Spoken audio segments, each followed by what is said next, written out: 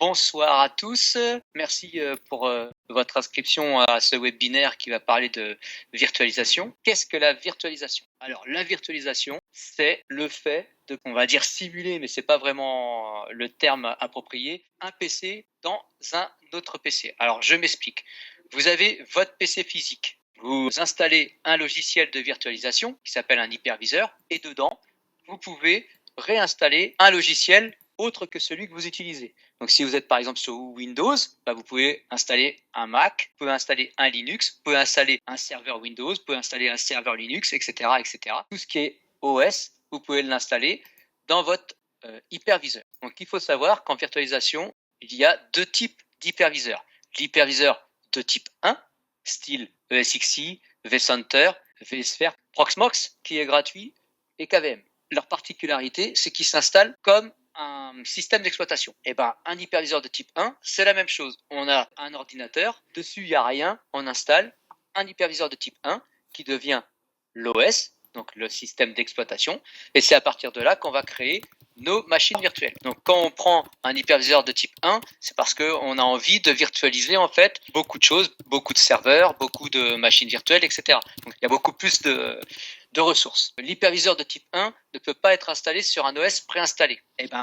Non, en fait l'hyperviseur de type 1 remplace l'OS. C'est-à-dire que si sur votre PC vous décidez d'installer un hyperviseur de type 1, vous serez obligé de l'installer sur le disque dur de votre machine. Donc, soit vous créez une partition pour l'installer et du coup, vous avez le démarrage de Windows et de l'hyperviseur type 1, soit vous supprimez Windows et vous installez, Windows, Mac ou suivant l'OS que vous avez. Donc oui, effectivement, on remplace notre système d'exploitation par l'hyperviseur de type 1. Donc l'hyperviseur de type 2, lui, la différence, c'est qu'il s'installe comme un logiciel. Donc, on peut faire aussi des machines virtuelles dessus. À la différence de l'hyperviseur de type 1, c'est que lui, il partage les ressources avec l'OS. Par exemple, comme Windows 11, il a besoin de 4 Go de mémoire pour pouvoir tourner.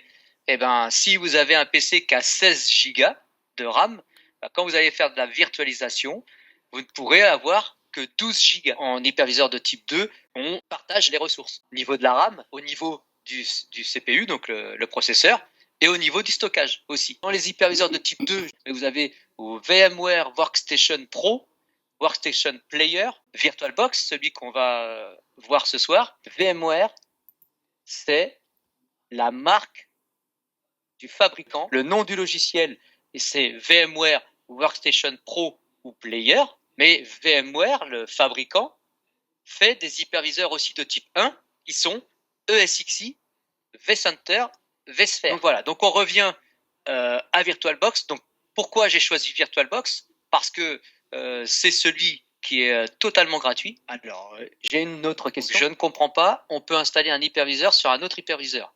Alors oui, tout à fait. Donc en fait, en virtualisation, vous avez un hyperviseur de type 1 par exemple, vous installez votre machine virtuelle dessus, donc vous installez un serveur Windows, et puis dans votre serveur Windows, vous voulez avoir des machines virtuelles. Vous installez Hyper-V, et dans Hyper-V, vous réinstallez des machines virtuelles qui vont être un Linux, qui vont être un Windows 10, un autre serveur. Et ça, c'est possible, parce que vous connaissez le film Inception. C'est la même chose. Dans Inception, si vous avez vu le film, ils sont dans des rêves, et donc du coup, ils rentrent dans un rêve, puis après ils passent à un autre niveau, ils sont dans un deuxième rêve, etc., etc. Et puis au final, ils savent plus s'ils sont revenus dans le premier rêve ou s'ils sont au bout du dernier rêve, puisqu'il y a plusieurs niveaux, et donc ils sont un peu perdus dans leur niveau de rêve, pour au final revenir après à la réalité, ou peut-être pas la réalité, parce que même eux, ils savent plus s'ils sont dans la réalité ou dans le rêve. La virtualisation, c'est la même chose. On fait de la virtualisation dans la virtualisation de la virtualisation. D'accord? Donc, comme exemple, vous prenez un hyperviseur de type 1, qui est un OS. Dessus, vous installez un serveur. Sur ce serveur, vous installez Hyper-V, qui est un hyperviseur de type 1 et 2. Dans Hyper-V, vous installez encore une machine virtuelle. Sur cette machine virtuelle, vous réinstallez encore un logiciel de type 2, style VirtualBox, et ainsi de suite. Alors, l'intérêt, on me pose encore une autre question, quel est l'intérêt d'avoir autant de couches? Alors, il n'y a pas d'intérêt, en fait. Ça se pratique rarement, ça. La seule chose qu'on peut trouver, c'est avoir un ESXi, dans cet ESXi, avoir un serveur Windows, et c'est le serveur Windows avec son Hyper-V qui va gérer les machines virtuelles. Comme ça, dans le ESXi, en fait, on va juste avoir un serveur à gérer, et c'est dans ce serveur qu'on va avoir nos machines virtuelles. D'accord? Ça, c'est la pratique la plus courante. En formation, on s'amuse, voilà, des fois à faire plusieurs couches pour voir en fait jusqu'où la machine peut aller. Alors, qu'est-ce qui se passe quand on atteint les ressources? Bah, le PC, il est lent ou il crache. C'est-à-dire que quand on commence à plus avoir de RAM, bah, le PC, il ralentit, hein. Si tous les processeurs sont pris sur le PC, bah, pareil, il n'arrive plus à calculer, donc ça freeze, ça ralentit. Et si vous avez plus de stockage sur vos disques durs, bah, vous pouvez plus rien mettre dessus. Donc, à un moment donné, vous êtes bloqué.